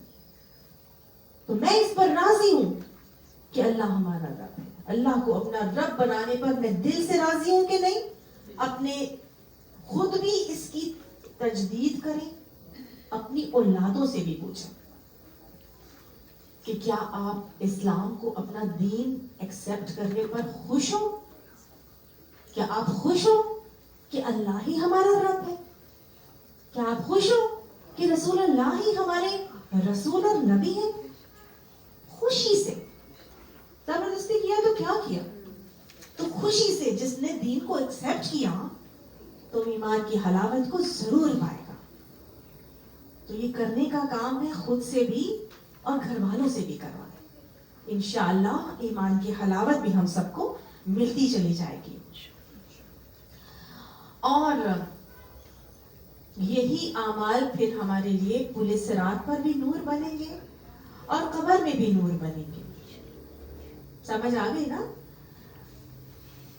ابو امامہ باہلی سے ایک حدیث آتی ہے کہ آپ صلی اللہ علیہ وسلم حضرت ابن عباس کے ذریعے سے بیان کرتے ہیں کہ حضور صلی اللہ علیہ وسلم نے فرمایا, حضرت ابن عباس فرماتے ہیں کہ قیامت کے دن جب کفار کو جہنم میں ڈال دیا جائے گا تو وہاں صرف وہ لوگ ہوں گے جو ملحد تھے, یعنی جو صرف اور صرف اللہ کو ہی اپنا رب مانتے تھے. مومنین, فاسقین, منافقین سب اس میں شامل تھے. جہنم میں کون چلا گیا؟ کفار. اب کون رہ گیا؟ صرف وہ جو اللہ کو مانتے تھے, لا الہ الا اللہ کا کلمہ کہا, وہ مومن بھی تھے, منافق بھی تھے, فاسق بھی تھے, سب تھے. پھر ہر طرف اندھیرا پھیل جائے گا اور پھر تمام لوگوں کو نور دیا جائے گا اور وہ اس کی نور کی روشنی میں چلیں گے. جس کا جتنا اچھا ایمان ہوگا اس کا اتنا زیادہ نور ہوگا. اور وہ کیا کرے گا؟ وہ اتنی ہی تیزی سے جہنم کے اوپر لگائے ہوئے اس پل صراط سے گزر جائے گا. اور جس کا جتنا کام ہوگا, وہاں پر حدیث میں آتا ہے کہ آنکڑے اور کانٹے بھی ہوں گے جو جہنم سے نکلے ہوئے ہوں گے اور وہ لوگوں کو گرپ کر کے نیچے گرانے کی کوشش میں ہوں گے. جو جتنی آہستہ چل رہا ہوگا وہ اتنا ہی پرون ہوگا کہ وہ ان کے آنکڑوں کی زد میں آ جائے اور وہ نیچے کھینچ لے آ جائے. تو آتا ہے کہ وہ چاہیں گے जिनको पकड़ लेंगे आंकड़े, फिर यकायक मुनाफिकों का नूर बुझ जाएगा और मोमिन पूरी तरह निजात पा जाएगा। मुनाफिकों का नूर क्यों बुझा? क्योंकि उनके ईमान ही में इतनी ताकत नहीं थी कि उनके अमाले सालेहा हो पाते, वो अमाले सालेहा में आगे नहीं बढ़ पाते।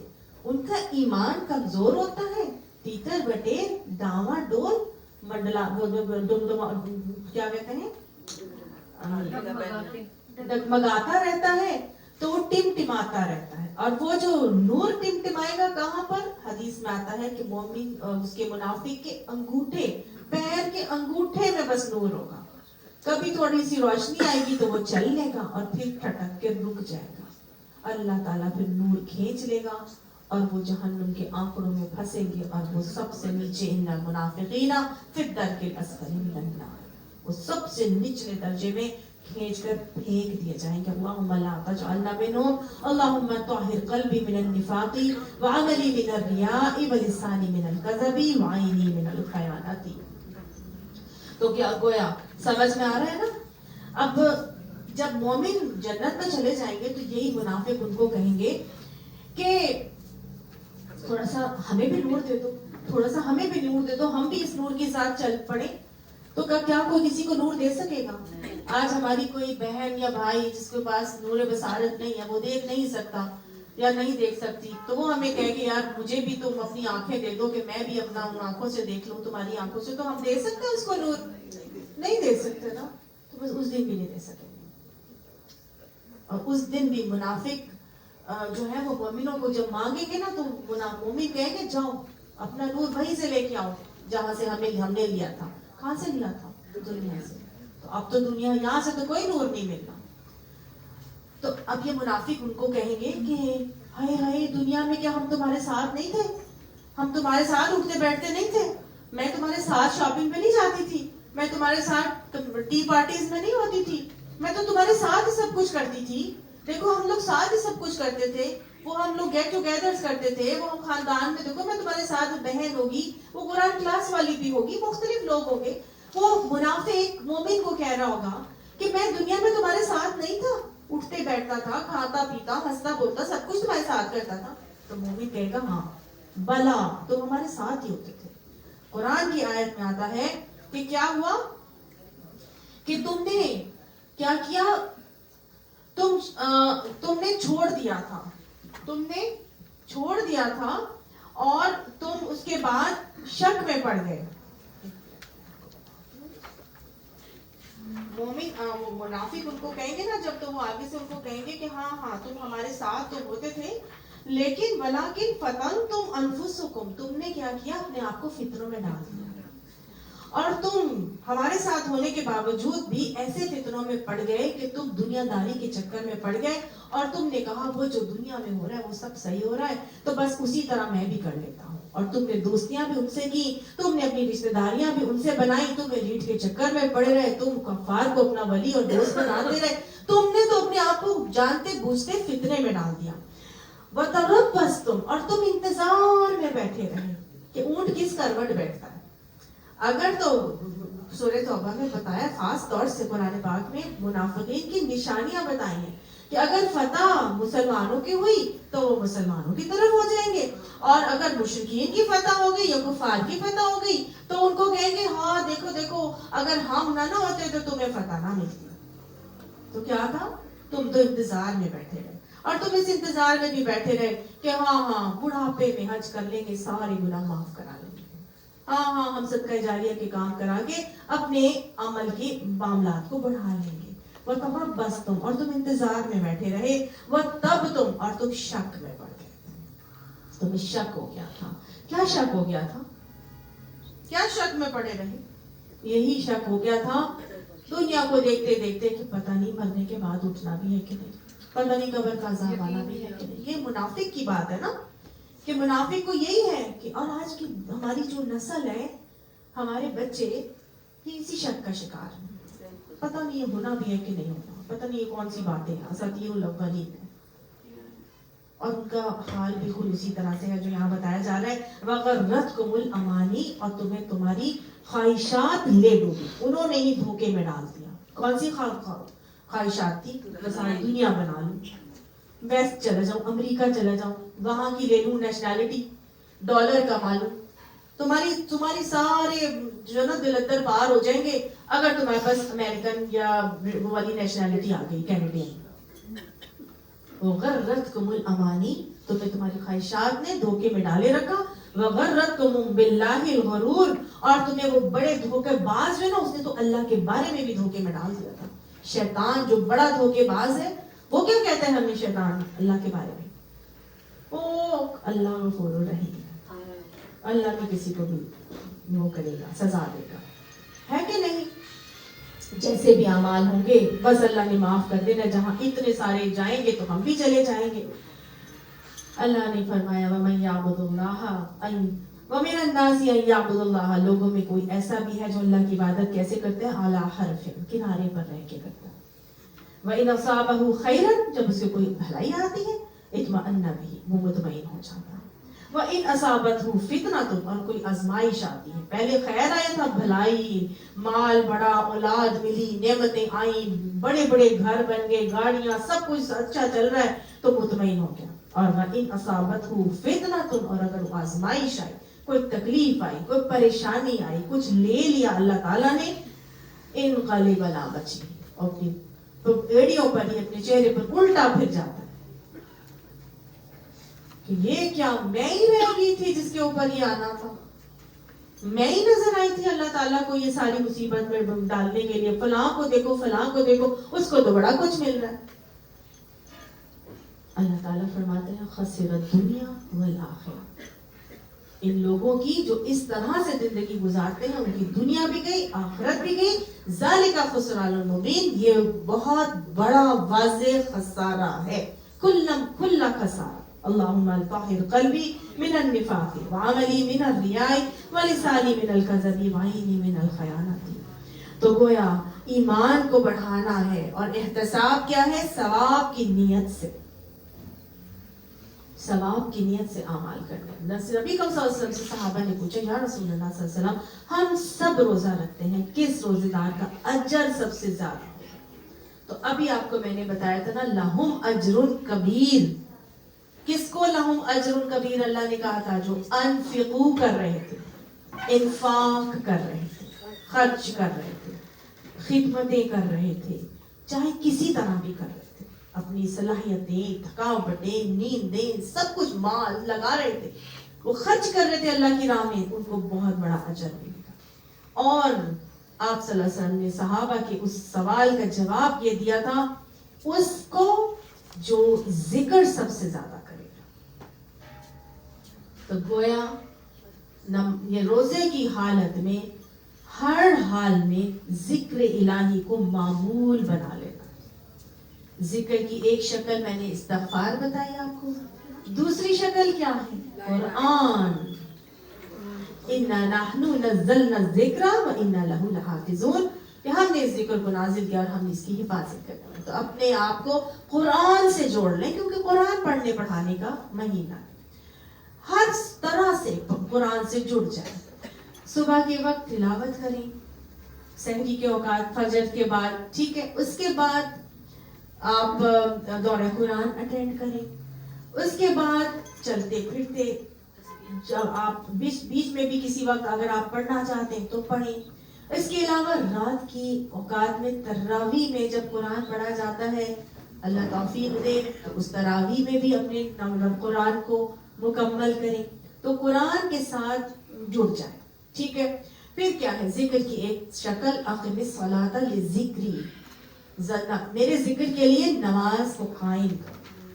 تو ہر طرح کی نمازیں، چاہے وہ فرائض ہیں چاہے وہ نوافل ہیں. نوافل میں اگر دیکھیں تو تہجد کا نفل جو ہے وہ تمام نوافل میں سب سے اعلیٰ اور افضل ترین عبادت. جب اٹھیں گے تو تہجد کے نوافل ادا کریں. اس کے بعد فجر پڑھنے کے بعد کیا کرنا ہے؟ اپنی تسبیحات وغیرہ کرتے رہیں، قرآن پڑھیں. اشراق کا ٹائم ہو جائے تو اشراق کے 2 نفل، اس کے بعد چاشت ہو جائے تو چاشت کے نفل 4 کم سے کم، نہیں تو 8. اس کے علاوہ آگے اوابین جو پڑھ سکتے ہیں پڑھیں، اور پھر آپ نے جو بھی فرائض کے علاوہ سنتیں اور نوافل ہیں ان کو پڑھیں، اور تراویح کا اہتمام. اور پھر مغرب کے بعد سے عشاء تک میں بھی اوابین کے نوافل، جو جتنا بھی اپنے سطح پہ کر سکتا ہے نمازوں کو میں اللہ تعالیٰ کی یاد کو قائم کرے. پھر کیا ہے؟ ذکر کی ایک اور شکل، چلتے پھرتے اٹھتے بیٹھتے مختلف تسبیحات کو اپنی زبانوں پر جاری رکھیں. ناشتہ بن سحری بنا رہے ہیں تو سحری کرتے ہوئے آپ کی زبان پہ ذکر الہی کی تسبیحات ہو، استغفار ہو، درود شریف ہو، مسنون دعائیں جو یاد ہیں ان کو پڑھیں، جو نہیں یاد ان کو یاد کریں. اگر نہیں یاد اور یاد نہیں ہوتی تو ان کے ترجموں کو پڑھیں. بار بار پڑھیں گے تو آپ کو ترجمے یاد ہو جائیں گے، وہ دعائیں پھر آپ کے دل سے نکلنے والی ہو جائیں گے انشاءاللہ. ٹھیک ہے؟ غافل دل کی دعا قبول نہیں ہوتی، لہٰذا جو مانگیں گے اس کو سوچ سمجھ کے مانگیں. اب آپ یہ ساری چیزیں تو کر رہے ہیں، پھر آپ نے یہ چیز یاد رکھیے گا کہ اللہ سبحانہ تعالیٰ کچھ لوگ ہیں جن کی نہ دعائیں قبول کرتے ہیں اور نہ جن کی عبادت قبول ہوتی ہے اور نہ ہی ان کی بخشش ہوتی ہے. اللہم لا تجعلنا منہم، آمین. وہ کون لوگ ہیں؟ سب سے پہلی بات تو یہ ہے جو رزق حرام کھانے والا ہے. رزق حرام کھانے والے کی نہ دعا قبول، نہ عبادت قبول، اور نہ ہی اس کی بخشش ہوتی. سود کھانے والا، یتیم کا مال کھانے والا، شرابی. شرابی تو کیا ہے؟ حرام. تو اگر وہ چیز آپ کھا رہے ہیں تو کیا جا رہی ہے؟ حرام چیز آپ کے اندر جا رہی ہے. تو حرام کھانے والا، عادی شراب. دوسرا، والدین کا نافرمان. اگر والدین کی نافرمانی ہو رہی ہے تو پھر کیا ہے؟ کوئی عبادت قبول نہیں ہوئی. اور اگر قطع رحمی کی بھی ہے کسی نے، اپنے پیاروں سے، اپنے صلہ اور اپنے رحم کے رشتوں سے اگر آپ ناراض ہیں اور آپ نے کاٹ کے رکھا ہوا ہے تو یاد رکھیے گا کہ آپ کی دعا بھی قبول نہیں، روزے بھی، عبادت بھی کچھ قبول نہیں، اور نہ ہی بخشش ہونی. آپ صلی اللہ علیہ وسلم نے فرمایا تھا اللہ سبحانہ تعالیٰ لیلۃ القدر میں قبیلہ بنو کلب کی بکریوں کے جسم پر جتنے بال ہیں ان بالوں کے برابر لوگوں کے گناہ بخشتے ہیں، سوائے ان لوگوں کے جن کے دلوں میں کینہ ہوتا ہے. اور یہی کینہ، ill feeling for the other، ہمیں قطع رحمی تک لے کر جاتی ہے. وہ تو ہے ہی ایسی، اسے تو ہمیشہ ایسے ہی کرنا ہوتا ہے. مجھے پتا تھا وہ یہی کرے گی. سمجھ آئی؟ اگر یہ بھی بات کسی کے لیے اپنے دل میں آ رہی ہے تو پھر بخشش نہیں ہوگی. اللہ تعالیٰ ہمیں اپنی اصلاح کی توفیق عطا فرمائے. ہمیں رمضان المبارک سے پہلے ہی اللہ سبحانہ تعالیٰ معافی مانگنے کی اور صحیح طریقے سے تائب ہونے کی توفیق عطا فرمائے. اللہ سبحانہ تعالیٰ ہمیں ایسا بنا دے کہ ہم اسے پسند آ جائیں. اللہ ہمارے ایمانوں کو بھی بڑھا دے. ہمیں نیکی کی نیت سے احتساب کے ساتھ رمضان المبارک میں روزے رکھنے، قیام کرنے اور لیلۃ القدر میں قیام کرنے کی توفیق عطا فرمائے. اور اس ایمان کے ساتھ اللہ سبحانہ تعالیٰ ہمیں بہترین ایمان عطا فرما کے اللہ ہمارے تمام لوگوں کے سارے گناہوں کو معاف فرمائے. اللہ ہمیں ایسا بنا دے کہ جب ہم اللہ کا ذکر سنیں تو ہمارے دل لرزنے لگے اور ہمارا ایمان اور بڑھ جائے. یہ مومن ہیں جن کی اللہ تعالیٰ نے قرآن میں نشانی بتائی کہ انما المؤمنون اذا ذکر اللہ، بے شک مومن وہ ہوتے ہیں کہ جب اللہ کا ذکر کیا جاتا ہے وجلت قلوبہم زادتہم ایمانا، ان کے دل لرزنے لگتے ہیں اور ایمان ان کا بڑھ جاتا ہے. اللہ تعالیٰ ہمیں ایمان کی حلاوت عطا فرمائے. اللہ بہترین ایمان والے لوگوں میں ہم سب کو شامل فرمائے. اللہ اخلاص عطا فرما، اللہ رحم عطا فرما، اللہ ہمیں ایسا زبان کی حفاظت کی توفیق عطا فرما. اللہ اپنی راہ میں بڑھ بڑھ کر خرچ کرنے کی توفیق عطا فرما. اللہ ہمیں بھی ان مومنوں میں شامل فرما جنہوں نے اپنی جانیں اور مال جنت کے بدلے خریدے ہیں. تو اللہ یہ سودے ہمیں بھی چکانے کی توفیق عطا فرما. اللہ سبحانہ تعالی ہم سب کو صحت عطا فرما. اللہ بہترین معاون عطا فرما, بہترین وسیلے عطا فرما, بہترین آسانیاں نصیب فرما.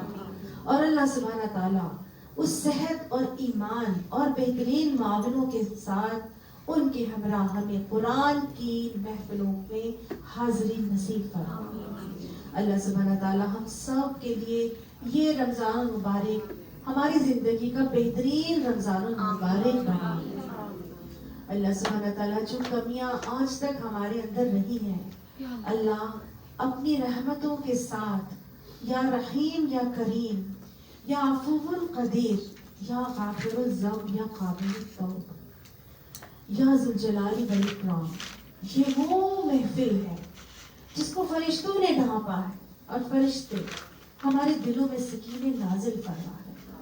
اللہ سبحانہ تعالیٰ ہم یہ چاہتے ہیں کہ یہاں سے اٹھنے سے پہلے ہی ہم سب کے گناہ معاف کر دیجیے, اور اللہ سبحانہ تعالیٰ ہمیں رمضان المبارک میں بخشا بخشایا داخل کر.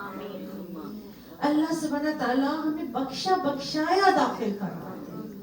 اللہ آپ اپنے اس وعدے کی بدولت جو آپ نے کیا کہ اپنے فرشتوں کو کہتے ہیں کہ ان لوگوں کو کہہ دو کہ ان کے اٹھنے سے پہلے ان کے گناہ بخش دیے گئے, اللہ ہمیں ان کا حقدار بنا دے. اللہ فرشتے کہتے ہیں اللہ ایک ایسا بندہ بھی تھا جو چلتے چلتے ہی آیا تھا کہ میں بھی تو دیکھوں کہ ہوتا کیا یہاں پر.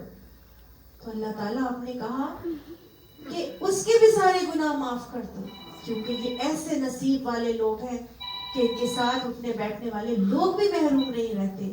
تو اللہ ہمیں ان لوگوں میں کا حقدار بنا دے, اللہ ہمیں ان لوگوں میں شامل فرما لے. اللہ سبحانہ تعالیٰ ہم سب کے اٹھنے سے پہلے ہم سب کے گناہ معاف کر دیجیے. اللہ ہم سب اصلاح نیت کا وعدہ کرتے ہیں. اللہ ہم چاہتے ہیں کہ ہم تجھے راضی کر دیں. اللہ ہم مانتے ہیں کہ ہم سے گناہ ہوئے تھے, ہم مانتے ہیں کہ ہم نے ساری زندگی ڈٹائی سے بھی گناہ کیے, جانتے بوجھتے بھی گناہ کیے, ہمیں معلوم بھی تھا کہ یہ گناہ ہم پھر بھی کر گئے, ہم اپنے کیے پر اصرار بھی کرتے رہے, جسٹیفائی بھی کرتے رہے.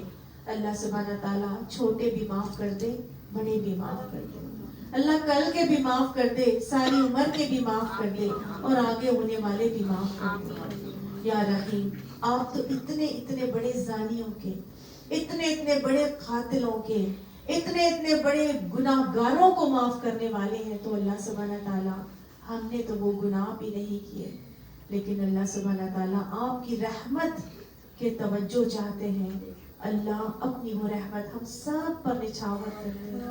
اللہ وہ رحمت ہمارے پورے محلے کے اوپر نچھاور کر دیجیے. اللہ وہ رحمت ہمارے پورے خاندانوں پر نچھاور کر دیجیے. اللہ ہماری اولادوں کو اس کا حقدار بنا دیجیے. اللہ انگلی پکڑ کر ان کو صراط مستقیم پر چلا دیجیے. اللہ ہمارے ہاتھوں سے سب کچھ نکلتا ہوا نظر آتا ہے. اللہ یہ پانی کی دھار کی طرح بہتا ہوا وقت ہے کہ اللہ پکڑے پکڑائے نہیں جاتا. اللہ آپ ہر چیز پر قادر ہیں. انگلی پکڑ کے ہماری اولادوں کو درست راستے پر چلا دیجیے. اللہ سبحانہ تعالیٰ ان کو اپنا بنا لیجیے. اللہ ہمیں بھی اپنا بنا لیجیے. اللہ سبحانہ تعالیٰ ہمیں ایسا بنا دیجیے کہ ہم جب آپ سے ملیں تو اس بات پر راضی ہوں کہ آپ ہمارے رب ہیں, اسلام ہمارا دین ہے, نبی ہمارے محمد صلی اللہ علیہ وسلم آپ کے رسول ہیں. اللہ سبحانہ تعالیٰ اسی کیفیت کے ساتھ زندگی گزارنے کی بھی توفیق نصیب فرما. اللہ ہمیں راضی پر رضا ہونا سکھا دے. اللہ راضی پر رضا ہونا سکھا دے, اپنی رضا پہ ہم سب کو راضی کر دے. اللہ سبحانہ تعالیٰ یا رحیم جو آئے ہیں ان کے دلوں میں جو جائز خواہشات ہیں اللہ سب کی خواہشات کو پورا فرما. اللہ سبحانہ تعالیٰ ہمیں توفیق عطا فرمائیے کہ ہم پورے کا پورا دورہ قرآن صحت کے ساتھ مکمل طریقے سے پورے دماغ کی حضوری کے ساتھ سمجھ کر پڑھنے والے بن جائیں اور اس اجر کو سمیٹنے والے بنے جس کا وعدہ آپ نے کیا ہے کہ 2 آیات کو سمجھ کر پڑھنا اور پڑھانا 100 سرخ اونٹنیوں سے بہتر ہے. 2 سرخ اونٹنیوں سے. تو اللہ ہم تو کتنی ہی آیات سے گزریں گے, کتنی ہی آیات کو سمجھیں گے اور سمجھائیں گے. اللہ وہ اجر ہم سب کے حصے میں لکھ دینا اور اللہ ہمیں اس کا حقدار بنا کے ہماری بخشش کے معاملات آسان کر دینا. اللہ ہمیں اپنے تمام اعضاء کے ساتھ روزے رکھنے کی توفیق عطا فرمائے. اللہ ہمیں صائم بنا دے اور اللہ جو رحمتوں کی بارش آپ رمضان المبارک میں برسائیں گے اللہ ان کو رب سمیٹنے کی توفیق ہم سب کو اور ہماری اولادوں کو نصیب فرما دے. ربنا لا تزغ قلوبنا بعد إذ هديتنا وهب لنا من لدنك رحمة إنك أنت الوهاب. سبحان ربك رب العزة عما يصفون وسلام على المرسلين والحمد لله رب العالمين. آمين ثم آمين. سبحانك اللهم وبحمدك نشهد أن لا إله إلا أنت نستغفرك ونتوب إليك. آمين. سبحان الله. جزاكم الله خير. السلام عليكم ورحمة الله.